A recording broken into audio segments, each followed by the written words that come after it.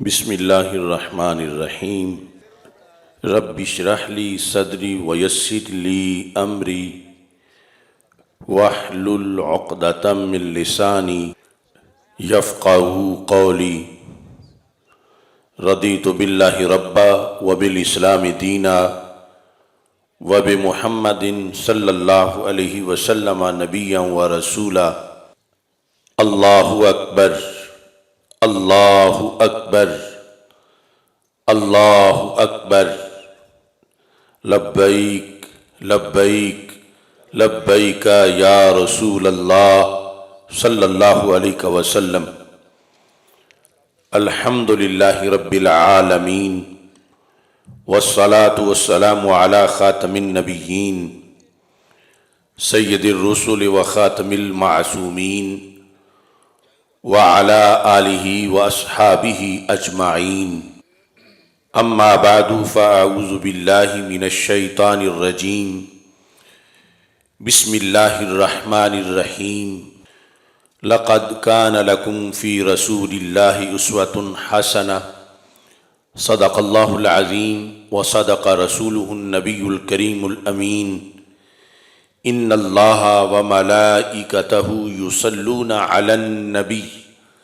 یا ایہا الذین آمنوا صلوا علیہ وسلموا تسلیما۔ الصلاة والسلام علیک یا سیدی یا رسول اللہ وعلی آلک واصحابک یا سیدی یا حبیب اللہ۔ الصلاة والسلام علیک یا سیدی یا خاتم النبیین وعلی آلک واصحابک یا سیدی یا خاتم المعصومین۔ مولاي صل وسلم دائما ابدا على حبیبک خیر الخلق کلہم۔ خدایا بحق بنی فاطمہ کہ بر قول ایماں کنی خاتمہ، اگر دعوتم رد کنی ور قبول، منو دستو دامان آل رسول صلی اللہ علیہ وسلم۔ اللہ تبارک و تعالی جل جلالہ وعم نوالہ واتم برہانہ وعظم شانہ وجل ذکرہ وعز اسمہ کی حمد و ثنا، اور حضور سرور کائنات، مفخر موجودات، زینت بزم کائنات، دستگیر جہاں، غم گسار زماں،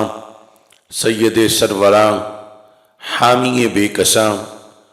قائد المرسلین، خاتم النبیین والمعصومین، احمد مجتبیٰ جناب محمد مصطفیٰ صلی اللہ علیہ وآلہ واصحابہ وبارک وسلم کے دربار گوہر بار میں ہدیہ درود و سلام عرض کرنے کے بعد، السلام علیکم ورحمۃ اللہ وبرکاتہ۔ رب ذوالجلال کے فضل اور توفیق سے ساہیوال کی سرزمین پر عظیم دینی درسگاہ جامعہ محمدیہ کے سالانہ جلسہ دستار فضیلت اور ختم بخاری شریف کے موقع پر آج کا یہ عظیم الشان اجتماع انعقاد پذیر ہے۔ استاذ العلماء شیخ الحدیث حضرت مفتی محمد امام بخش ندیم سیفی صاحب حافظہ اللہ تعالی، آپ کی سرپرستی میں یہ عظیم الشان درسگاہ علم و حکمت کے فیوز و برکات تقسیم کرنے میں مصروف ہے، اور آج علماء کرام کی ایک جماعت جنہوں نے سال ہا سال قرآن و سنت کے نور سے اپنے سینے منور کیے، درس نظامی کی تکمیل کی، اور دورہ حدیث شریف مکمل کرنے کے بعد آج اس مقام پہ پہنچے ہیں کہ آج ان کی دستار فضیلت ہو رہی ہے۔ یہ قبلہ صاحبزادہ صاحب اور دیگر شیوخ اساتذہ اپنے ہاتھوں سے انہیں جبہ و دستار عطا کر رہے ہیں۔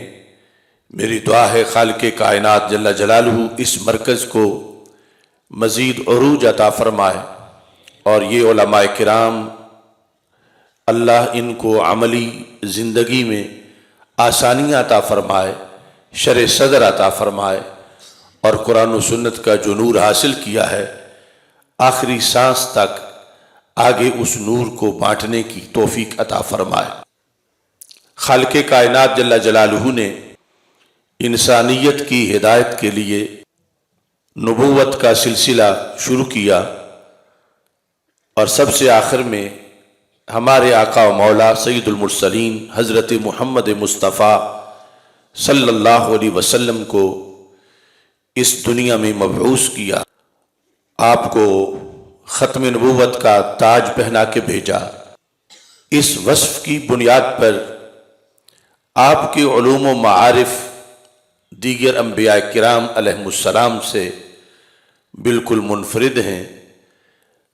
آپ کی کتاب اور آپ کا ہر خطاب، اس کے اندر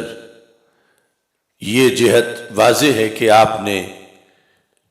صرف اس وقت کے انسان کو ہی خطاب نہیں کیا، بلکہ قیامت تک آنے والے ہر انسان کی جتنی ضرورتیں تھیں ان کو پیش نظر رکھ کے آپ نے راہوں کو روشن کیا۔ اور جس وقت آپ نے حدیث کا فیض لوگوں میں تقسیم کیا تو ہمارے آقا صلی اللہ علیہ وسلم نے اس میں بھی یہ چیز پیش نظر رکھی، اور آپ کی نگاہ نبوت آج کا منظر دیکھ رہی تھی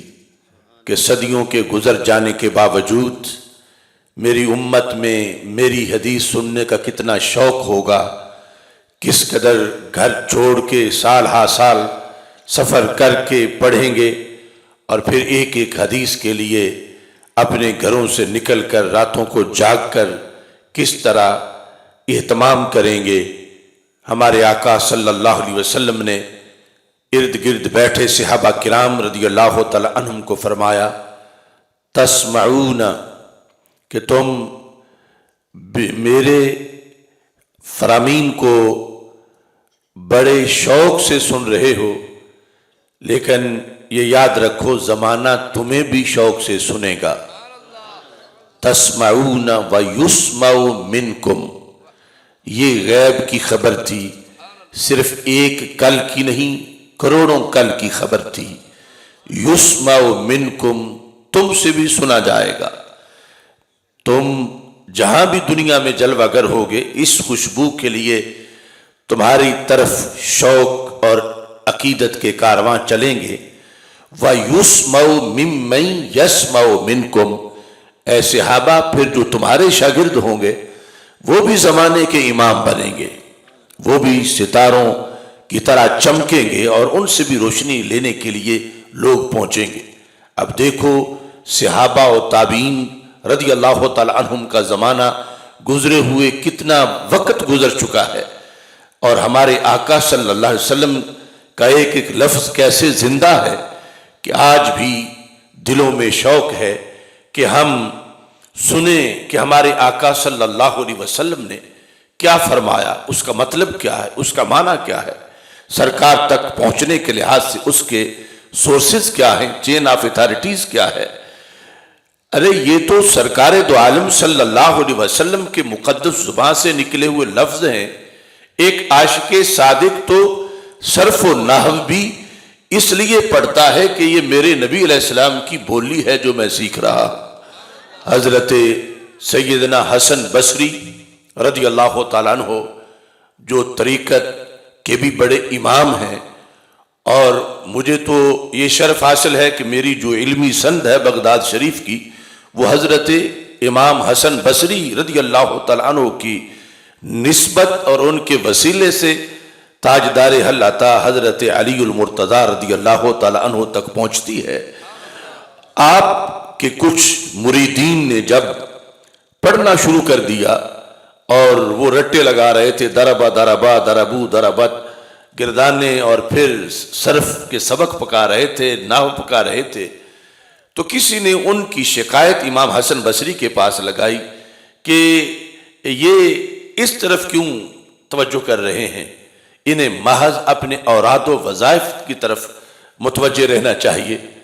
تو حضرت حسن بصری رضی اللہ تعالیٰ عنہ نے قیامت تک یہ دین پڑھنے والے طلباء کا جو راستہ ہے اس کو بڑا قابل رشک بنا دیا۔ آپ نے فرمایا احسنوا یتعلمون لغت نبیہم، میرے مریدوں نے بڑا اچھا کام کیا، یہ فضول کام نہیں، یہ تو اپنے نبی کی بولی سیکھ رہے ہیں۔ تو حدیث پڑھنا، تفسیر پڑھنا تو بہت اونچا مرتبہ و مقام ہے۔ مطلقاً صرف و نحو میں بھی یہ جہت ہے کہ ہم اپنے محبوب صلی اللہ علیہ وسلم کی بولی سیکھ رہے ہیں، اور جب بھی کوئی اپنے محبوب کی بولی سیکھتا ہے، یہ تصور کرتا ہے، تو پھر صرف کا علم بھی خشک نہیں رہتا، پھر نحو میں بھی چاشنی آ جاتی ہے۔ اور پھر حدیث شریف تو ایسا علم ہے کہ ہمارے آقا صلی اللہ علیہ وسلم نے رب ذوالجلال سے دعا کی، اللہم ارحم خلفائی، اے اللہ میرے خلفاء پہ رحم کر۔ اس وقت پاس بیٹھے صحابہ کرام رضی اللہ تعالی عنہم قرائن سے سمجھ گئے کہ اس خلافت سے مراد کا تعین آج ہمیں سرکار سے کروانا چاہیے کہ کیا یہ وہ جو بعد از وصال خلفائے راشدین کی خلافت ہے وہ ہے، یا قیامت تک چلنے والی امت میں ہر صدی میں جو خلفاء ہیں ان کا تذکرہ ہے۔ پوچھا من خلفاؤ کا یا رسول اللہ صلی اللہ علیہ وسلم، یہ آج کی جو دعا جن خلفاء کے لیے ہے خصوصی طور پر یہ خلفاء کون ہیں؟ فرمایا الذین یروون احادیثی من بعدی، قیامت تک جو میری حدیث روایت کریں گے وہ میرے خلفاء ہیں۔ یعنی ان خلفاء راشدین کی شان تو بہت بلند و بالا ہے۔ یہ حدیث شریف پڑھنا پڑھانا یہ اتنا مبارک عمل ہے کہ اگرچہ بچہ کسی مزدور کا ہو، کسان کا ہو، لیکن جب اس رستے پہ چلتا ہے اور وہ اس قابل بن جاتا ہے تو وہ عام نہیں رہتا، بڑا خاص بن جاتا ہے۔ اور نبی اکرم نور مجسم شفیع معظم صلی اللہ علیہ وسلم نے اس کے لیے یہ لفظ استعمال کیے کہ وہ میرے نائب بن گئے ہیں اور میری حدیث، میرا قرآن، میرا دین وہ لوگوں تک پہنچا رہے ہیں۔ اور ساتھ ہی یہ اعزاز بھی بخشا، نضر اللہ عبدا سمع مقالتی فحفظہا ووعاہا واداہا۔ آج ہم اپنے مشائخ سے، اساتذہ سے جو دعا کراتے ہیں تو اس میں بھی ہمیں یقیناً سعادت ملتی ہے، لیکن وہ دعا کتنی بڑی دعا ہے جو نبیوں کے سلطان حضرت محمد مصطفیٰ صلی اللہ علیہ وسلم نے خود مانگی ہے، پھر جن کے حق میں مانگی ہے وہ لوگ کتنے عظیم ہیں۔ تو میرے آقا صلی اللہ علیہ وسلم نے فرمایا نضر اللہ عبدا، میرے اللہ اس بندے کا چہرہ ہمیشہ تر و تازہ رہے، رب اسے تازگی عطا فرما دے، وہ ہمیشہ گلابوں کی طرح مسکراتا رہے، اس کے گرد غم ڈیرا نہ لگا سکیں، وہ قیامت کی ہولناکیوں میں بھی مرجھانے نہ پائے، وہ کھلا رہے۔ کون؟ فرما من سامع مقالتی، جس نے میری حدیث کو سنا، فحافظہا، سن کے اسے زبانی یاد کر لیا، ووعاہا، اور اسے پھر سنبھال کے رکھا، اس اپنی حفظ کی حفاظت کی، واداہا، اور پھر اسے آگے کسی تک پہنچا دیا۔ تو آج وہی مرحلہ ہمارے سامنے ہے۔ مولانا امام بخش ندیم اور دیگر شیوخ الحدیث انہوں نے اپنے اپنے اساتذہ سے پڑھا اور پھر اپنے شاگردوں تک پہنچا دیا۔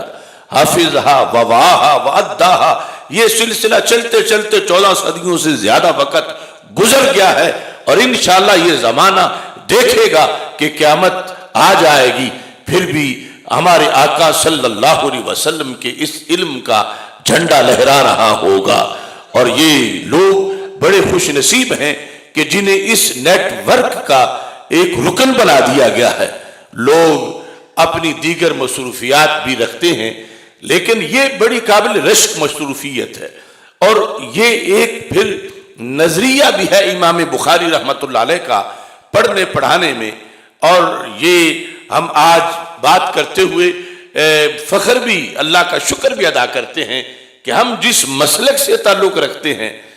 اس مسلک کے مطابق ہی پڑھنے پڑھانے کی ساری شرطیں پوری کی جا سکتی ہیں۔ یعنی پڑھنے میں امام بخاری رحمۃ اللہ علیہ کا نظریہ یہ ہے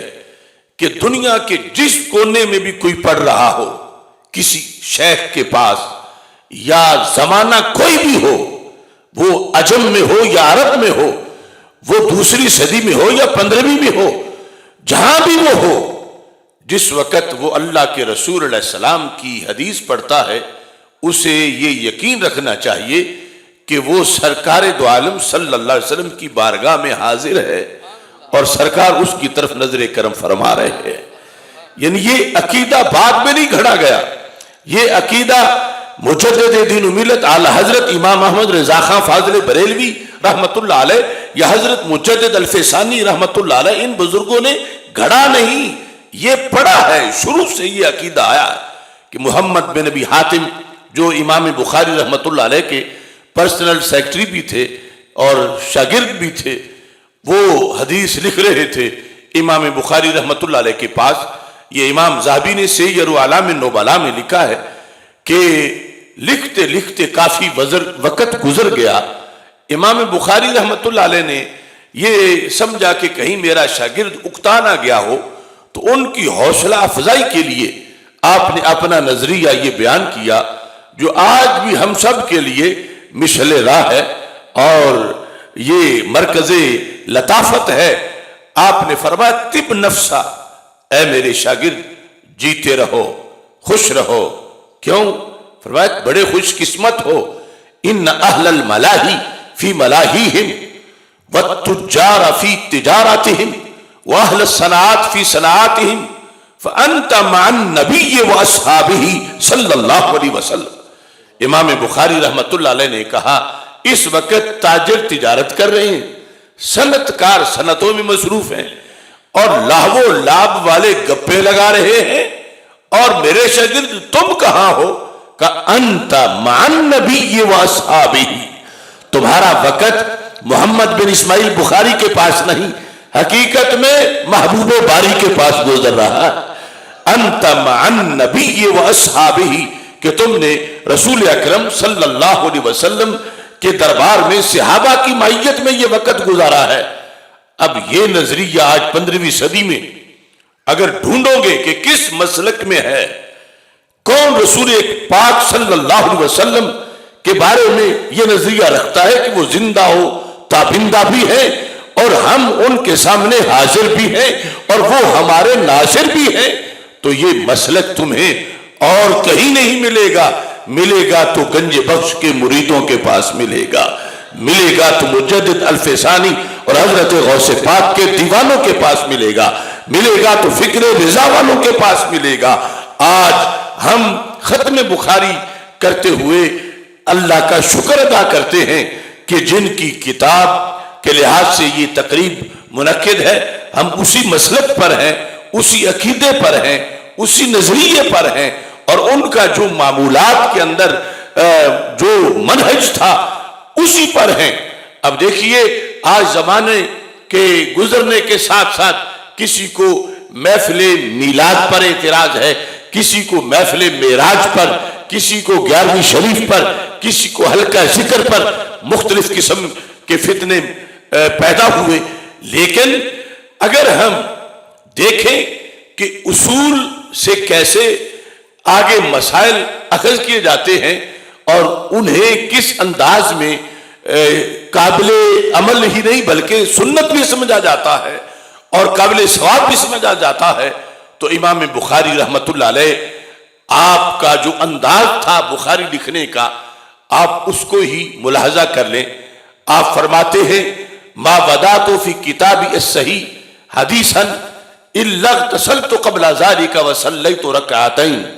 فتح الباری شرح بخاری ہی نہیں، میرے پاس اس کے تقریباً 25 سے زائد حوالہ جات ہیں کہ امام بخاری کا جو طریقہ کار تھا بخاری لکھنے کا، جس کی وجہ سے 16 سال لگ گئے بخاری لکھتے لکھتے، وہ کیا طریقہ کار تھا؟ اتنا وہ ایک تو پرکھ بھی رہے تھے، یعنی لاکھ کے ذخیرہ سے چند ہزار جو خاص شرائط پر، دوسرا ساتھ لکھنے میں جو آداب تھے وہ کیا تھے؟ آپ فرماتے ہیں میں نے اپنی کتاب صحیح بخاری کے اندر ہر حدیث لکھنے سے پہلے میں نے غسل بھی کیا ہے، 2 نفل بھی پڑھے ہیں۔ ما بدأت فی کتابی الصحیح حدیثا نکرہ تحت النفی ہے، کوئی حدیث بھی میں نے نہیں لکھی الا اغتسلت قبل ذلك وصلیت رکعتین، مگر لکھنے سے پہلے میں نے 2 کام ضرور کیے ہیں، میں نے غسل کیا ہے اور میں نے 2 رکعت نفل ادا کیے ہیں۔ اب وقت کے امام اور امیر المومنین فی الحدیث وہ سنت کا مجموعہ اکٹھا کر رہے ہیں، تو اس کو اکٹھا کرنے میں کیا وہ خود بدعت کا ارتکاب کر رہے ہیں؟ کیا ان کا یہ عمل 16 سال بدعتوں پر مشتمل تھا؟ کیا وہ مجموعہ حدیث پھر قابل عمل ہوگا کہ جس میں ہر حدیث سے پہلے کم از کم 2 بدعتوں کا ارتکاب کیا گیا ہو؟ اب جو آج کچھ لوگوں نے جو بظاہر بخاری کا نام لیتے ہیں لیکن بخاری کے منہج سے بہت دور ہیں، جو ہم سے پوچھتے ہیں میلاد شریف میں کیا یہ جو جس انداز میں آپ منا رہے ہو کیا صحابہ نے بھی یوں منایا تھا؟ تو ان سے یہی پوچھ لو کہ کیا جیسے بخاری حدیث لکھنے میں ہر حدیث سے پہلے غسل کر رہے تھے اور 2 نفل پڑھ رہے تھے، کیا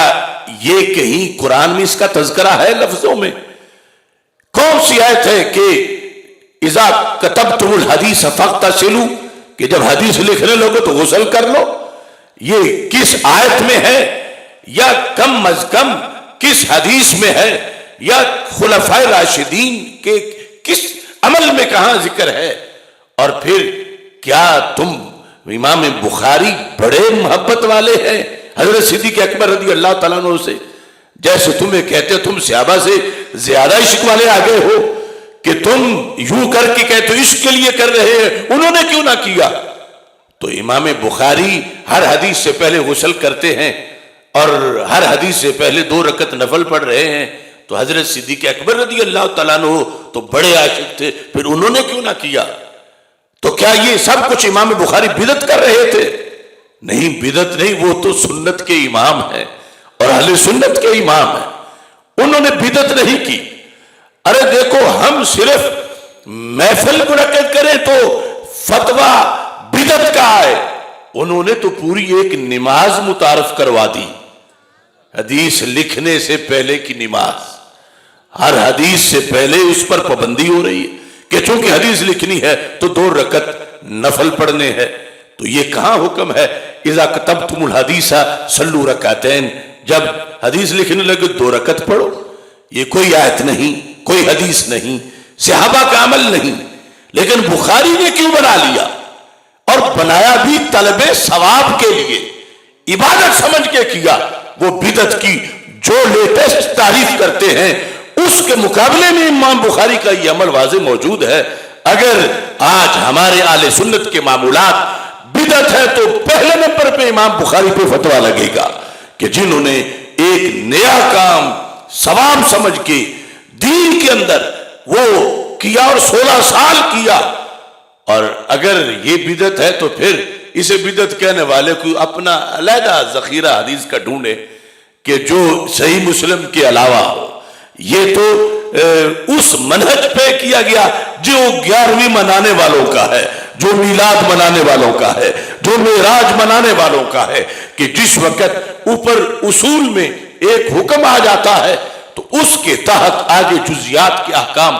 اس سے خود بخود اخذ کیے جاتے ہیں۔ جب اللہ فرماتا ہے وَتُعَزِّرُوهُ وَتُوَقِّرُوهُ کہ میرے محبوب علیہ السلام کا خوب ادب کرو، احترام کرو، تو پتہ چلا جن کی ذات کا ادب ہے ان کی بات کا بھی ادب ہے۔ تو یہ امام بخاری بتا رہے تھے کہ خلفائے راشدین اور صحابہ ان کی ہر سات بڑی عجیب تھی، ہر صبح عید تھی، جنہیں روزانہ اپنے محبوب علیہ السلام کی دید تھی، وہ اتنا اہتمام نہ بھی کریں تو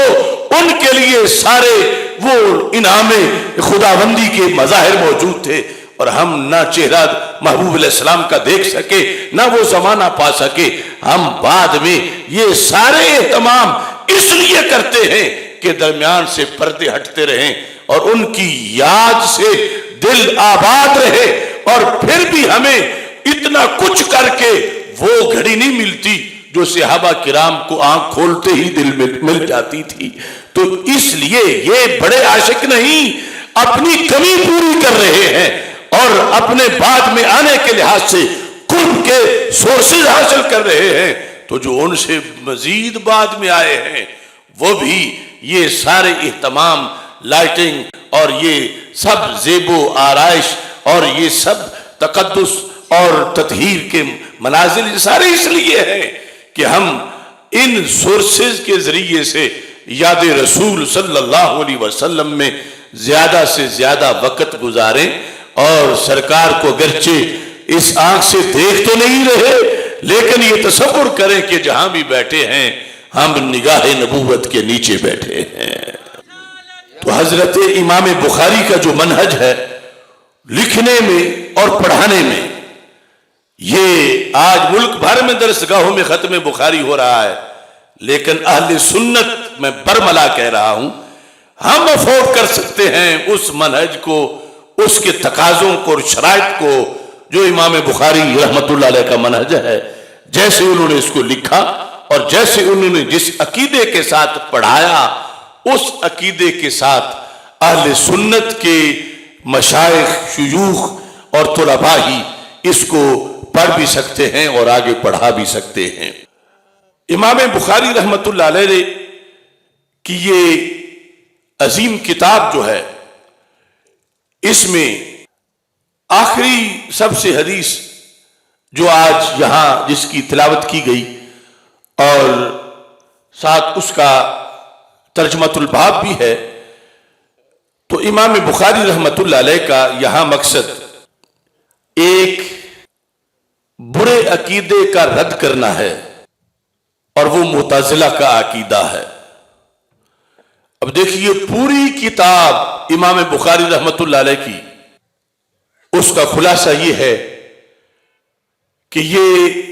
تحفظ عقائد اور تحفظ اعمال کی ایک کتاب ہے۔ آغاز اس میں کتاب الایمان کے اندر ساری بحثیں اس پر ہیں، جس سے عمل کی ویلیو ظاہر کی، اگرچہ عمل اہل سنت کے نزدیک جز ترکیبی نہیں ہے ایمان کی، لیکن جز تزیینی ضرور ہے، اور مرجئہ جو عمل کا انکار کرنے والے ہیں، اگر صرف کلمہ پڑھ لینا کافی ہے، ان کا دور تھا جب امام بخاری رحمت اللہ علیہ بخاری شریف لکھ رہے تھے،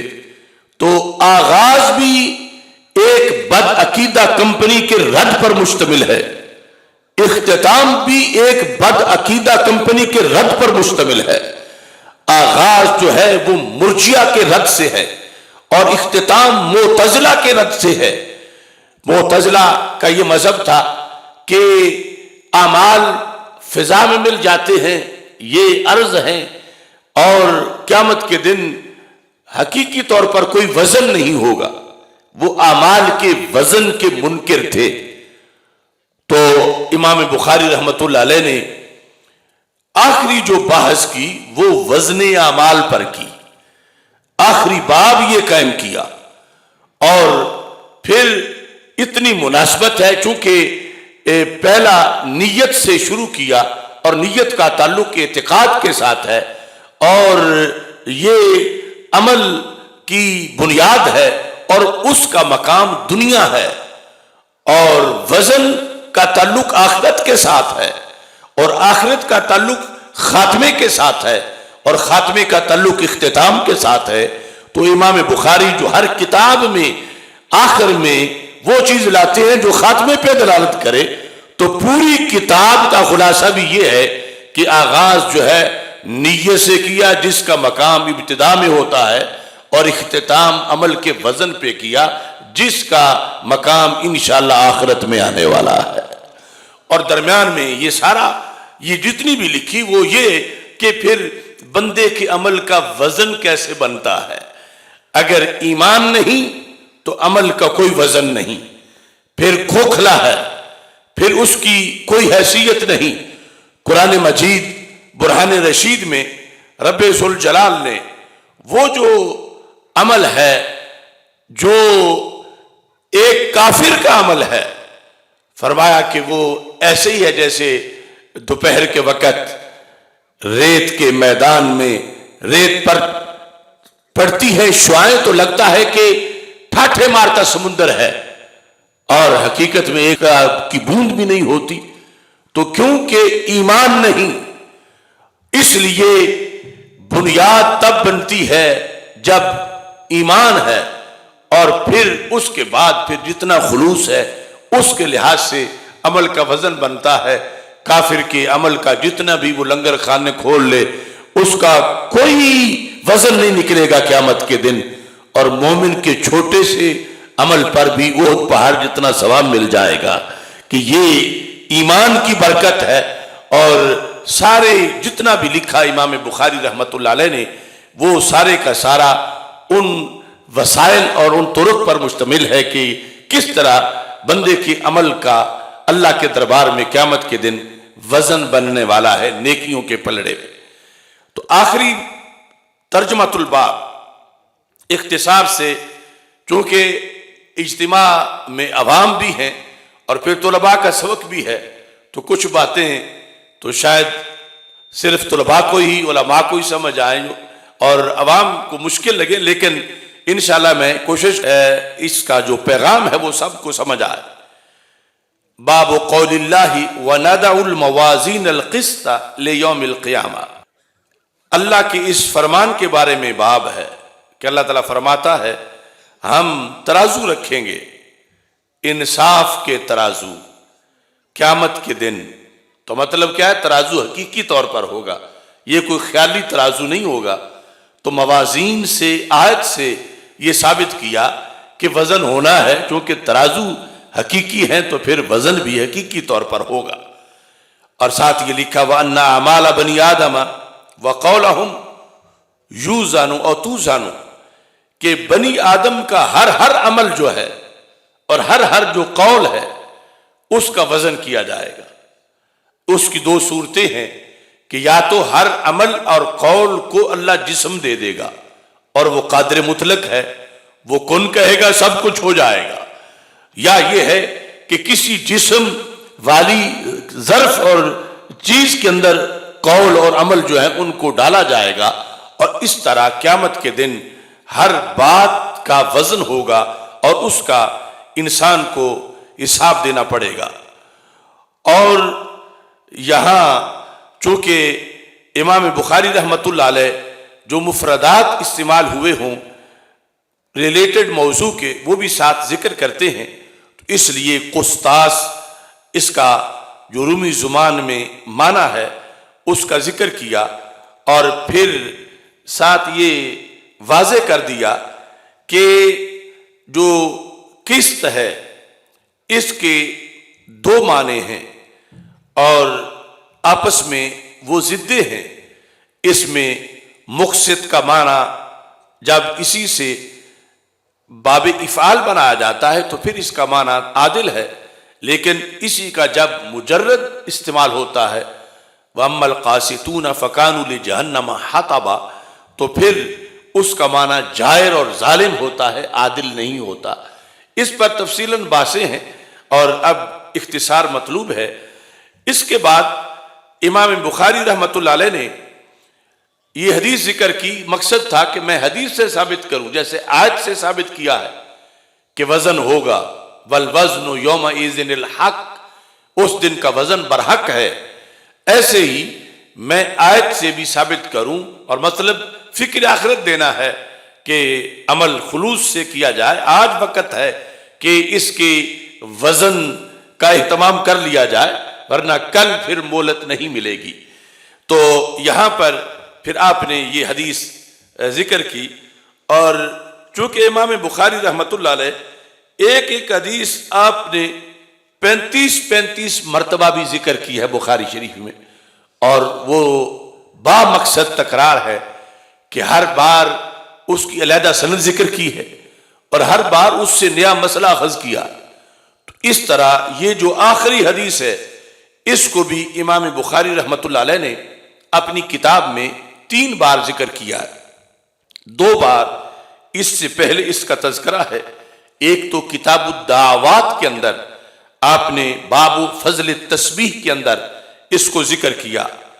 اور وہاں امام بخاری کے جو استاذ ہیں وہ ہیں زہیر بن حرب۔ یہاں تو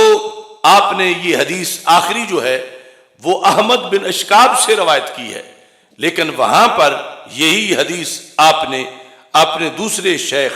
جو ہے ان سے اس حدیث کو ذکر کیا، روایت کیا، جو کہ حضرت زہیر بن حرب ہے۔ اور ایسے ہی کتاب الایمان کے اندر بھی آپ نے باب اثبات الکلمہ والکلام، وہاں بھی یہی حدیث ذکر کی ہے، اور وہاں اپنے استاذ قتیبہ بن سعید رحمہ اللہ تعالیٰ سے اس کو روایت کیا ہے۔ تو یعنی ہر جگہ سند جدا ہے، اور ہر جگہ اس حدیث سے ثابت ہونے والا مفہوم، مقصد، جو دعویٰ ہے امام بخاری کا وہ جدا ہے۔ تو اس طرح یعنی تکرار بھی کیا تو ان فوائد کے پیش نظر امام بخاری رحمۃ اللہ علیہ نے کیا۔ یہاں جب اس کو تیسری بار ذکر کیا تو اس میں اس کو حضرت ابو ہریرہ رضی اللہ تعالی عنہ سے، یعنی اوپر محور وہ ہیں، نیچے سند میں اساتذہ جدا جدا ہیں، تو ان سے اس حدیث کو روایت کیا، اور یہ بھی ان کے جو کریڈٹ تھا اس کو پیش نظر رکھا کہ ان کی مرویات صحابہ کرام رضی اللہ تعالی عنہم میں سب سے زیادہ، یہ اللہ کا فضل ہے، وہ جس جہت میں جس کو جتنا نواز، یعنی یہ داخل تو اس کلاس میں ہوئے بالکل آخر میں آ کر، مگر پہلی پوزیشن پہ آ گئے کہ 7 ہجری تھی جب ایمان قبول کیا حضرت ابو ہریرہ رضی اللہ تعالیٰ عنہ نے فتح خیبر کے موقع پر، اور پھر اس قدر محنت کی اور اتنا رسول پاک صلی اللہ علیہ وسلم کے پاس وقت گزارا کہ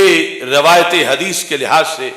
پہلا نمبر آپ کا ہے کہ آپ نے 5374 حدیثیں رسول پاک صلی اللہ علیہ وسلم سے روایت کی ہیں، جو کہ سارے صحابہ میں سب سے بڑی تعداد ہے، جو کہ آپ کی مرویات کی تعداد ہے۔ اور پھر 800 تابعین نے آپ سے ان احادیث کو آگے روایت کیا، اور چلتے چلتے لاکھوں کروڑوں تک یہ بات پہنچی، اور آج وہی ہم بھی پڑھ رہے ہیں جو کبھی حضرت ابو ہریرہ رضی اللہ تعالیٰ عنہ نے اپنے شاگردوں کو پڑھایا تھا۔ اب یہ حدیث شریف جو ہے اس کی الفاظ ہمارے آقا صلی اللہ علیہ وسلم فرماتے ہیں کلماتان، 2 کلمے ہیں، حبیبتان الی الرحمن، اللہ کو بڑے پیارے ہیں، خفیفتان علی اللسان، زبان پر بڑے ہلکے ہیں، ثقیلتان فی المیزان، ترازو میں ان کا وزن بہت ہے۔ وہ کلمے کیا ہیں؟ سبحان اللہ و بحمدہ سبحان اللہ العظیم۔ اب یہاں پر ثقیلتان فی المیزان، یہاں سے ترجمۃ الباب ثابت ہوتا ہے کہ جو دعویٰ ہے کہ قیامت میں ہر قول تولا جائے گا،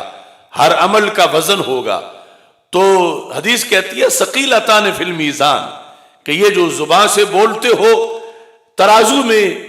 ان کا وزن نکلے گا، تو پھر ثابت ہوا کہ وزن ہوگا۔ اور پھر یہ کلمات ہیں جو بہت وزن دینے والے ہیں، یعنی نیکی کے پلڑے میں جب یہ ان کا وزن آئے گا تو پلڑا بہت بھاری ہو جائے گا۔ تو اس واسطے میرے ساتھ مل کے سارا اجتماع، سارے حضرات، تاکہ ہمارے نامہ اعمال میں ساہیوال کے اس ختم بخاری کے آج کے موقع کا یہ خصوصی تحفہ شامل ہو جائے۔ میرے ساتھ مل کے پڑھو سبحان اللہ و بحمدہ سبحان اللہ العظیم سبحان اللہ و بحمدہ سبحان اللہ العظیم سبحان اللہ و بحمدہ سبحان اللہ العظیم۔ عربی گرامر کے لحاظ سے چونکہ ترکیب کو دیکھا جاتا ہے تو اختصار سے وہ بھی عرض کر دوں کہ کلماتان یہ موصوف ہے اور حبیباتان اس کی پہلی صفت ہے، خفیفتان دوسری صفت ہے اور ثقیلتان تیسری صفت ہے۔ یہ موصوف اپنی صفتوں کے ساتھ مل کے یہ خبر مقدم ہے، اور سبحان اللہ و بحمدہ سبحان اللہ العظیم وہ مبتدا مؤخر ہے۔ اور یہاں پر جو کلماتان، یہ کلماتان بمعنی کلامان ہے، کلماتان بمعنی کلامان ہے۔ کس طرح کہ ویسے تو آپ حضرات نے یہ پڑھا ہے الکلمات لفظ وضع لمعنی مفرد قافیہ کے اندر، تو پھر کئی کلمے ملے تو کلام بنتا ہے، لیکن کبھی کلمہ جو ہے وہ کلام پر بھی اس کا اطلاق ہو جاتا ہے، یعنی کبھی تو کئی کلمے ملے تو پھر کلام بنتا ہے، اور کبھی پورے کلام کو ہی ایک کلمے سے تعبیر کیا کر دیا جاتا ہے، جس طرح کلمہ اسلام۔ اب پورا کلمہ جو ہے وہ حالانکہ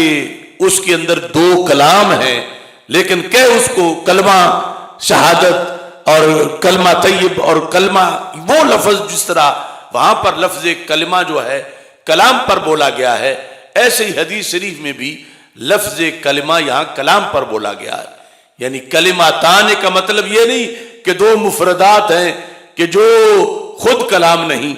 بلکہ یہاں کلماتان سے مراد ہے کلامان، دو کلام ہیں جن کی آگے شان بیان کی جا رہی۔ حبیباتان یہ فعیلہ بمعنی مفعولہ ہے،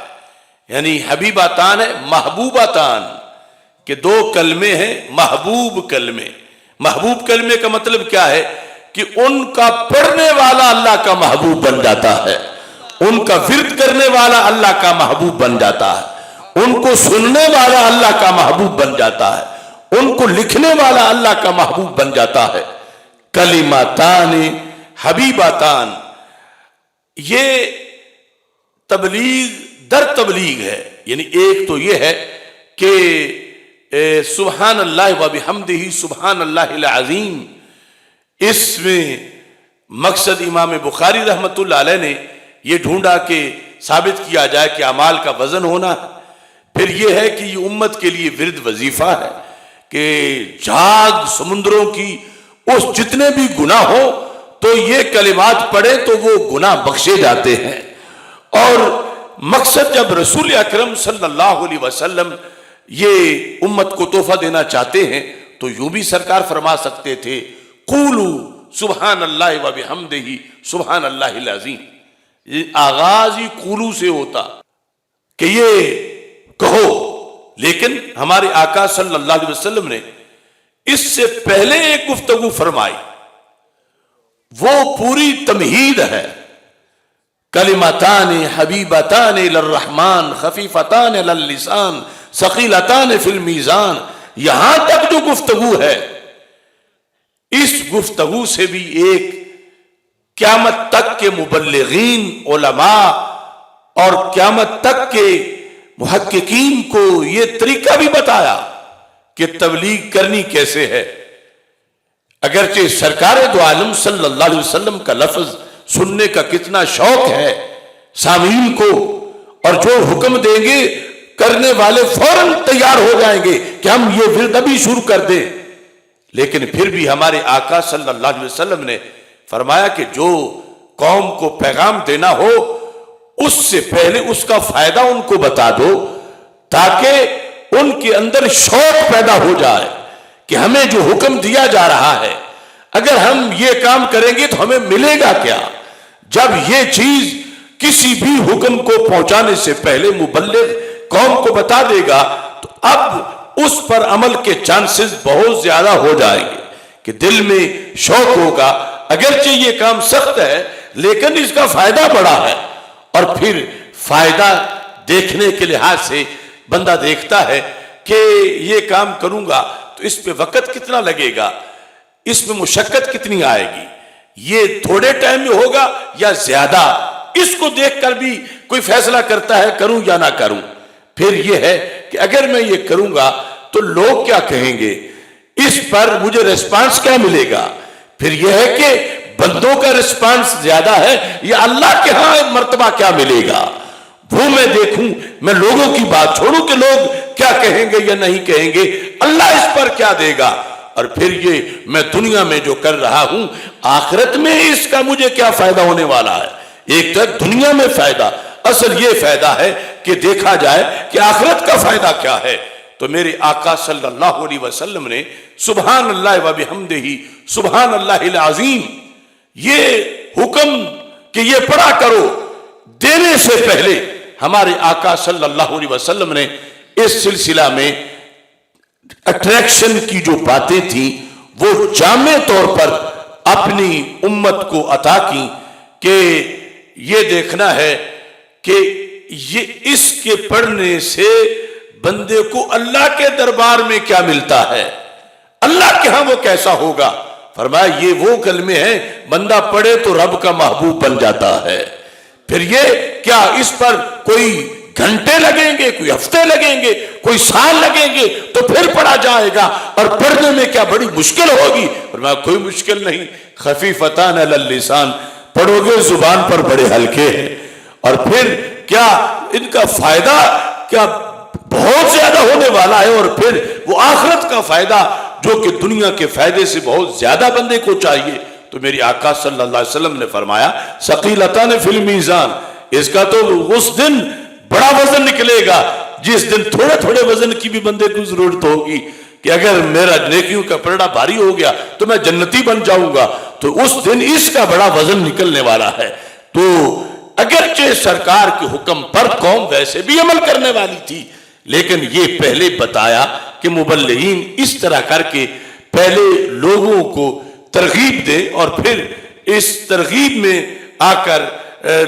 کوئی مشکل حکم بھی قوم کو بتا دیا جائے تو پھر لوگوں کے اندر اس پر عمل کرنے کا شوق اور ذوق پیدا ہوتا ہے۔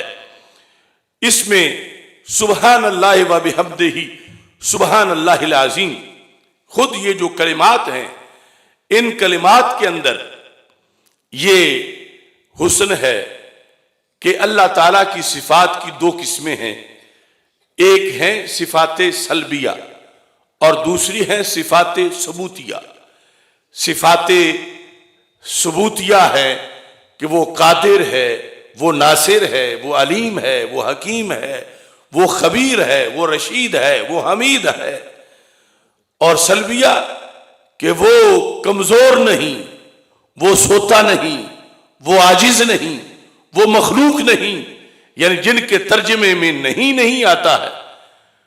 تو ہمیشہ جو سلب ہے یہ ثبوت سے پہلے ہوتا ہے، بلا تشبیہ و تمثیل۔ ایک ہوتا ہے تحلیہ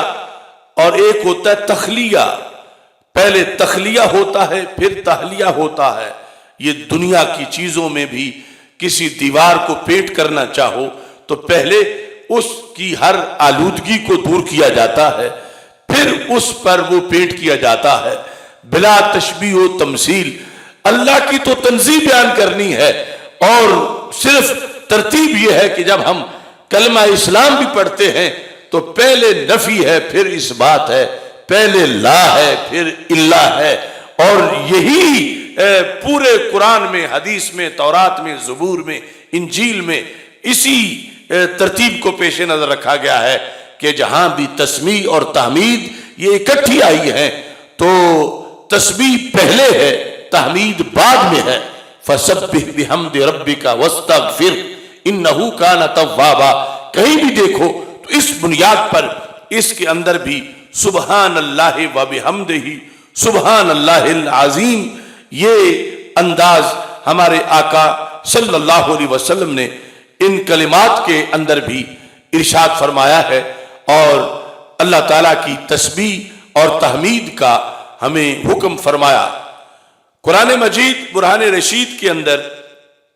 یا مطلقاً جب دیکھا جائے تو جو حمد ہے، حمد اختتام پہ ہوتی ہے، حمد انجام پہ ہوتی ہے، حمد خاتمے پر ہوتی ہے۔ جس وقت خطیب تقریر کرتا ہے تو آخر پہ اختتام کس پہ ہے؟ وآخر دعوایا ان الحمد للہ رب العالمین۔ قرآن مجید میں اہل جنت ان کا آخری کلام کیا ہے؟ وآخر دعواہم ان الحمد للہ رب العالمین۔ تو امام بخاری کی وہ کتاب جو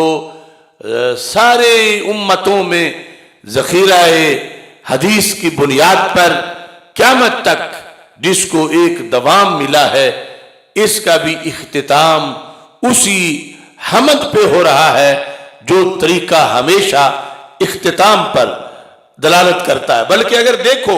تو اسی میں ہی ختم نبوت ہے۔ ہم جس وقت کہتے ہیں لا الہ الا اللہ محمد الرسول اللہ صلی اللہ علیہ وسلم، پہلے حصے میں توحید ہے، دوسرے حصے میں رسالت ہے، اور اسی کے اندر ہی ختم نبوت ہے۔ یعنی وہ علیحدہ جا کر بیان کرنا، وہ تو اسرار و رموز سارے ہیں ہی، خود لفظ محمد صلی اللہ علیہ وسلم ہی ختم نبوت پہ دلالت کرتا ہے، کیونکہ حمد اختتام پہ ہوتی ہے۔ تو رب ذوالجلال نے اسی وجہ سے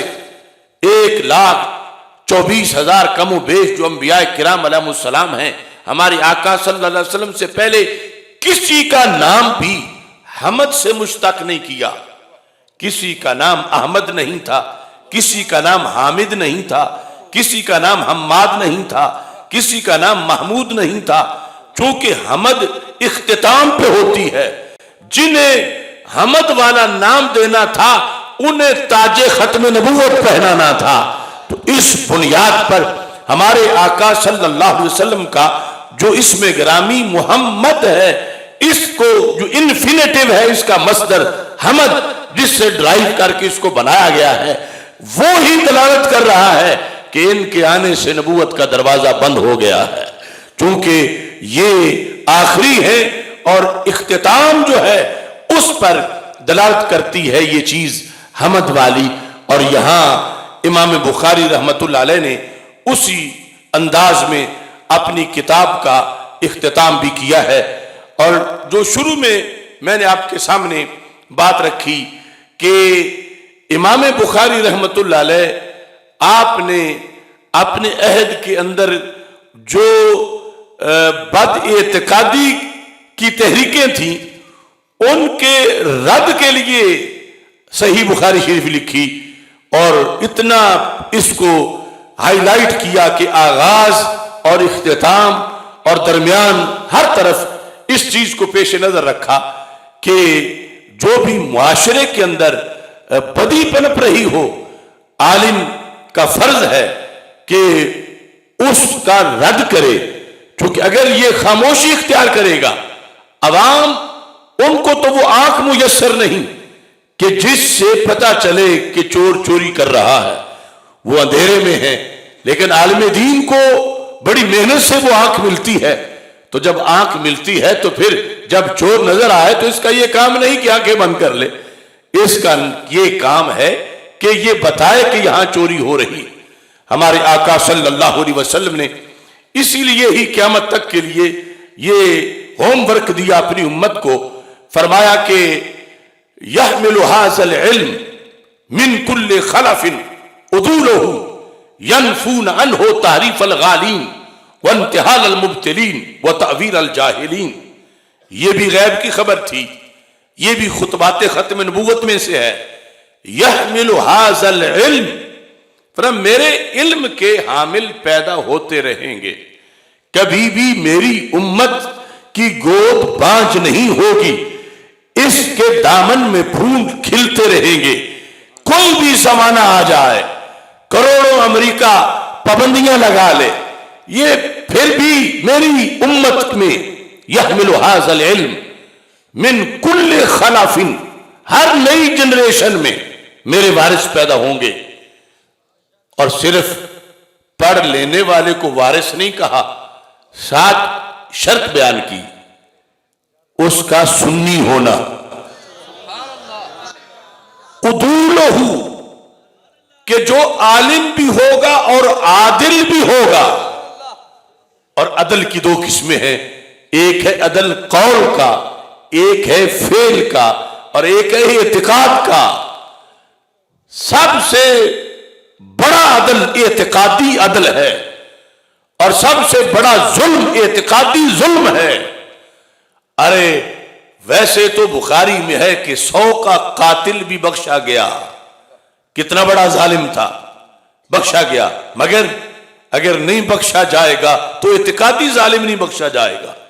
اس لیے ہی تو فرمایا گیا ان الشرک لظلم عظیم، شرک سب سے بڑا ظلم ہے۔ یہ کیوں نہیں کہا جس نے 100 بندے مارے وہ سب سے بڑا ظالم ہے، حالانکہ کتنا بڑا اس نے ظلم کیا، ایک خون ناحق کتنا بڑا ظلم ہے، لیکن سب سے بڑا ظلم اعتقادی ظلم ہے، اور سب سے بڑا عدل اعتقادی عدل ہے، اس کے تحت سارے عدل ہیں۔ اور اگر اعتقادی عدل دیکھا جائے تو پھر اہل سنت کو اصحاب عدل کہا جاتا ہے۔ کہیں ایک ظلم، کہیں 2 ظلم، کہیں 4 ظلم، کہیں 10 ظلم، کہیں عقیدہ توحید میں ظلم، کہیں عقیدہ رسالت میں ظلم، کہیں اہل بیت اطہار علیہم الرضوان کے بارے میں عقیدے میں ظلم، کہیں صحابہ رضی اللہ تعالی عنہم کے بارے میں عقیدے میں ظلم، کہیں شان ولایت کے لحاظ سے عقیدے میں ظلم۔ اگر ان سارے ظلموں سے پاک مسلک دیکھنا ہے تو اسے ہی مسلک اہل سنت و جماعت کہا جاتا ہے، چونکہ ظلم ہے وضع الشیء فی غیر محلہ ہی، عدل ہے وضع الشیء فی محلہ ہی، جسے جیسے ماننے کا حق ہے ویسے مانے تو عدل ہے، جیسے حق ہے ویسے نہ مانے تو ظلم ہے۔ تو کچھ جیسے اللہ کو ماننا چاہیے ویسے نہیں مانتے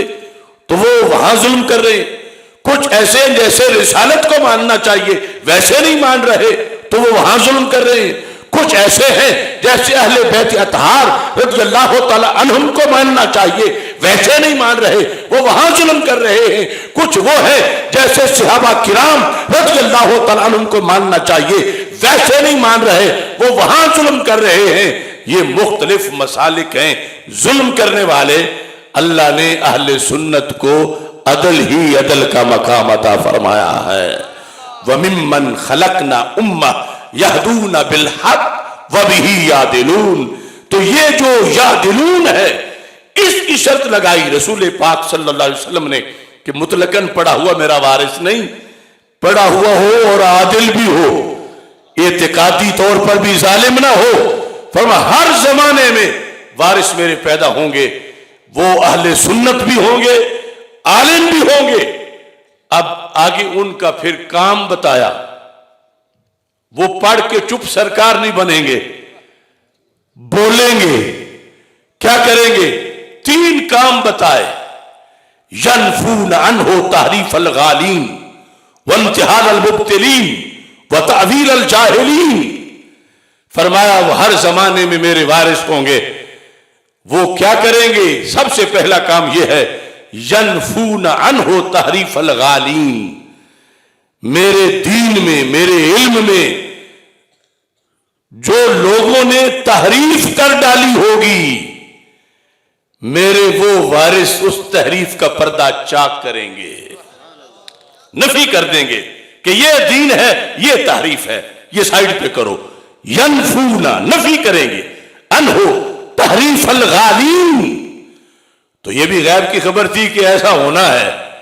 غالیوں نے تحریف کرنی ہے اور میرے وارث نے پھر چپ کر کے نہیں بیٹھنا۔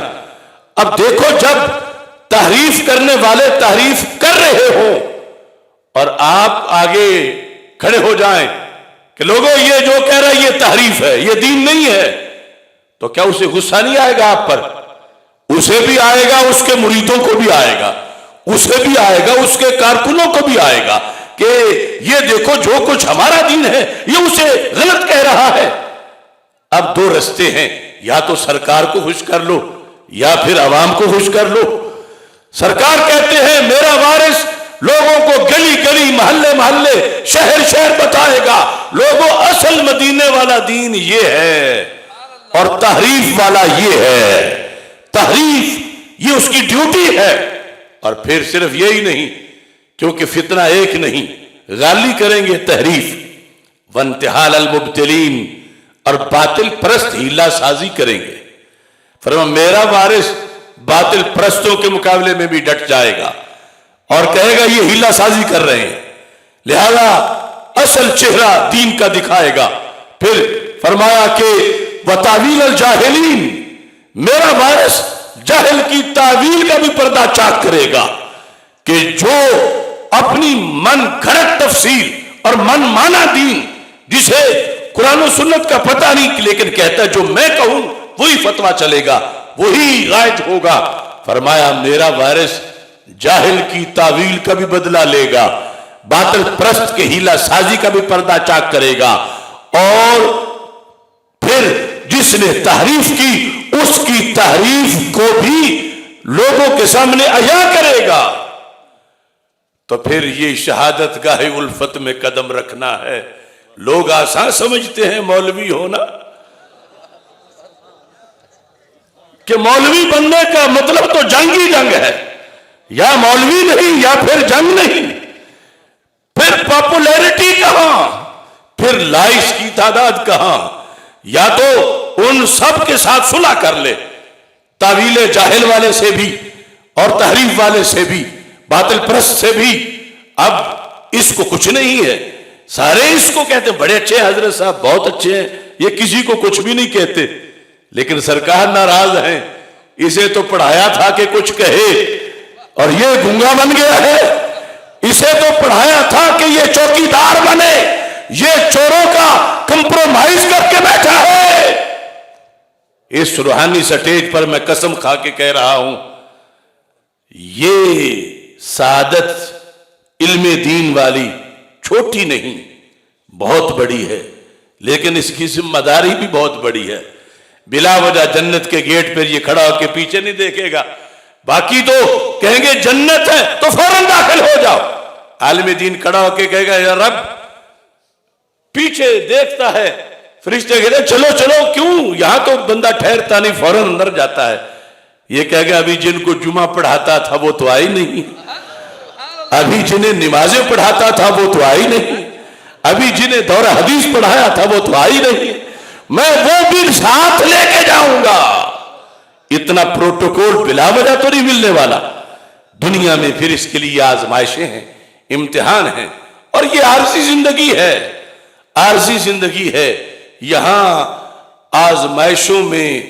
وقت پتہ ہی نہیں چلے گا، گزر جائے گا، لیکن آگے جا کر پھر جو مواخذہ ہے کہ اگر لوگ گڑھے میں گرتے رہے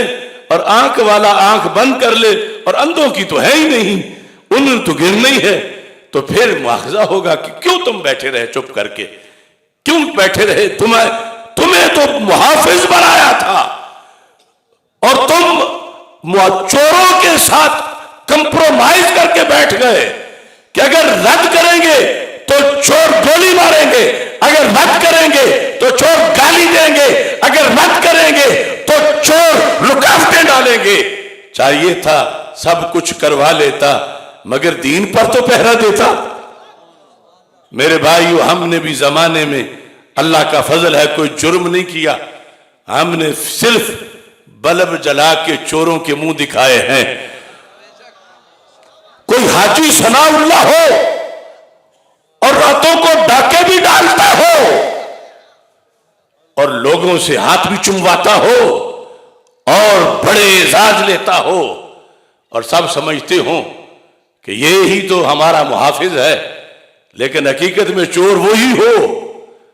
اب جب وہ کر رہا ہو اور کوئی گلی میں بلب جلا دے اور حاجی ثناء اللہ رنگے ہاتھوں پکڑا جائے، تو اب حاجی ثناء اللہ کیسے بخشے گا اس بلب جلانے والے کو؟ ہم نے اللہ کا فضل ہے وہی بلب جلایا جو بحیثیت مجدد الفیسانی نے جلایا تھا، جو امام فضل خیر آبادی نے جلایا تھا، جو گنج بخش نے جلایا تھا، جو غریب نواز نے جلایا تھا، جو اعلی حضرت بریلوی نے جلایا تھا۔ ہم ان کے چھوٹے سے کارکن ہیں، اپنے وقت میں ہم نے بھی جلا دیا ہے۔ اب جو رنگے ہاتھوں پکڑے گئے انہیں غصہ ہے، ان کا غصہ جوتے کی نوک پر ماہ مدینہ اپنی تجلی عطا کرے،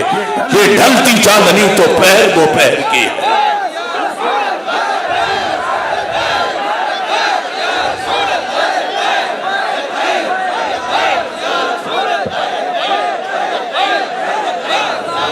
میں اپنی بات، یہ چونکہ ختم بخاری شریف ہے، یہ میں بھی طالب علم ہوں، یہ طلباء فارغ ہو رہے ہیں، تو یہ ہماری مشترکہ جو ذمہ داری ہے اس کے پیش نظر اس طرف بھی توجہ دلائی کہ اتنا پڑھنا مشکل نہیں جتنا پڑھ کے نبھانا مشکل ہے۔ پہلے تو یہ ہے کہ پڑھنا بڑا مشکل ہے، لیکن اب پڑھ لیا ہے، یہ شہادت گاہ الفت میں قدم رکھنا ہے۔ لوگ آسان سمجھتے ہیں مولوی ہونا بہت مشکل ہے، اس کا حق ادا کرنا۔ اور یہ اس وقت جو عقیدے کی جنگ جاری ہے، بڑے بڑے برج گر گئے۔ آج جس معاشرے میں طبیب مریض ہو گئے ہوں تو جینا کتنا مشکل ہوتا ہے، جس میں چوکیدار چور بن گئے ہوں تو جینا کتنا مشکل ہوتا ہے۔ سونا جنگل رات اندھیری، چائے بدلی کالی ہے، سونے والوں جاگتے رہنا چوروں کی رکھوالی ہے۔ آنکھ سے کاجل صاف چرا لے یا وہ چور بلا کے ہیں، تیری گٹھڑی تاکی ہے اور تو نے نیند نکالی ہے۔ سلام ہو ان آستانوں کو، ان مدارس کو، ان تنظیموں کو جو آج بھی حق کا جھنڈا تھام کے طوفانوں کے مقابلے میں ہیں، لیکن جو آج پشت کر گئے اس مسلک کو، مشکل وقت آنے پر ہم سے ان کا ادب احترام نہیں ہوتا اور نہ ان کے بارے میں ہمارے ذہن میں کوئی نرم گوشہ ہے، اس لیے کہ سرکار دو عالم صلی اللہ علیہ وسلم کو کل جا کے جواب دینا ہے۔ آج ہم اس دین کے وارث ہیں۔ بدل الاسلام غریبا فسیعود غریبا فطوبی للغرباء، فرمایا ایک وقت آئے گا اسلام پردیسی ہو جائے گا، اور فرمایا اس وقت جو اسے گھر رکھے گا میں آج ہی اس کو جنت کی ٹکٹ دے رہا ہوں۔ آج اس موقع پر میں آپ سارے حضرات کو 19 فروری کی دعوت دے رہا ہوں۔ انشاءاللہ مینار پاکستان پر 19 فروری کو صبح 8 بجے آل پاکستان سنی کانفرنس کا انعقاد کیا جا رہا۔ آج کچھ لوگوں نے یہ سمجھ لیا کہ ہم چونکہ بڑے آستانے کی بڑی گدی پہ بیٹھے ہیں، اگر ہم نے مسلک کو پشت کر دی تو اسے کون بچا سکے گا؟ آپ نے لاکھوں کی تعداد میں اکٹھے ہو کر مینار پاکستان پر یہ ثابت کرنا ہے کہ ہم نے کسی آستانے کی بیعت نہیں کی، ہم نے مسلک کی بیعت کی ہے، ہم نے مسلک کے تحفظ کی قسم کھائی ہے۔ اس واسطے اشعار میں آپ کو دعوت دے رہا ہوں، چلو بنائیں دیار سنی، چلو بنائیں دیار سنی، خزاں کی یورش بیچار سو ہے، صدا مظالم کی کو بکو ہے، ہوئے عقائد ہیں زخمی زخمی، گھٹن کے صدمے میں آرزو ہے، مچائے کوہرام ہیں مسائل، وطن کا سینہ لہو لہو ہے، اٹھو کے آئے بہار سنی، چلو بنائیں دیار سنی، ہمیں سے گلشن میں چہچہا ہے، ہمیں سے دھرتی کا دبدبا ہے، ہمیں سے ظلمت نے دیس چھوڑا، ہمیں سے روشن یہ سلسلہ ہے، ہمارا مسلک ہے بستی بستی، ہمارا چرچا ہی جا بجا ہے، اٹھو ہوئے ہیں تیار سنی، چلو بنائیں دیار سنی، یہی ہے رستہ اہل جنت، رہو وابستہ اہل سنت، ہو کتنی سختی کی آزمائش، نبھاؤ رشتہ اہل سنت، چکاؤ کتنی ہی بھاری قیمت، بچاؤ ورثہ اہل سنت، اٹھو بتائیں شعار سنی، چلو بنائیں دیار سنی، پڑھو جریدہ اہل سنت، پڑھو عقیدہ اہل سنت، ازل سے قدسی کتابچوں میں لکھا قصیدہ اہل سنت، رہا ہے روشن صداقتوں سے ہمیشہ دیدہ اہل سنت، اٹھو ہوئے ہیں بیدار سنی، چلو بنائیں دیار سنی، یہ رب کے ولیوں کا ولولہ ہے، یہ غوث و داتا کا مدعا ہے، یہی مجدد نے ہے بتایا، یہی رضا کا بھی فیصلہ ہے، اسی سے سب ہے عطائے معاشر، اسی سے جنت میں داخلہ ہے، چلو بنائیں حصار سنی، چلو بنائیں دیار سنی۔ آج جس وقت ہم اس اجتماع میں موجود ہیں، پوری دنیا میں حضرت سیدنا امام جعفر صادق رضی اللہ تعالی عنہ کو بھی خراج تحسین پیش کیا جا رہا ہے، اور عظیم صحابی رسول حضرت امیر معاویہ رضی اللہ تعالی عنہ کو بھی خراج تحسین پیش کیا جا رہا ہے۔ اللہ ان کے مراکز پر کروڑوں رحمتیں نازل فرمائے، اور خالق کائنات جل جلالہ ہم سب کو یہ مسلک جو ہے اسے آج بچانے کی توفیق عطا فرمائے۔ میں سب کو مانتا ہوں، میں سب کو مانتا ہوں، میں سب کو مانتا ہوں، مگر میرے اندر وہ حسینی انکار بھی ہے۔ کر رہے ہیں تجاوز جو انصاف سے، کر رہے ہیں بغاوت جو اسلاف سے، اہل سنت کے مسلک سے اوصاف سے، ایسے پیران کو، ایسے انسان کو میں نہیں مانتا، میں نہیں مانتا، جس میں سچے عقائد سے انکار ہو، جھوٹ کی لغو و باطل کی بھرمار ہو، جس کے قائل پہ لعنت کی پھٹکار ہو، ایسی تحریر کو، ایسی تقریر کو میں نہیں مانتا، میں نہیں مانتا۔ کس لیے میں ڈروں جھوٹے افکار سے،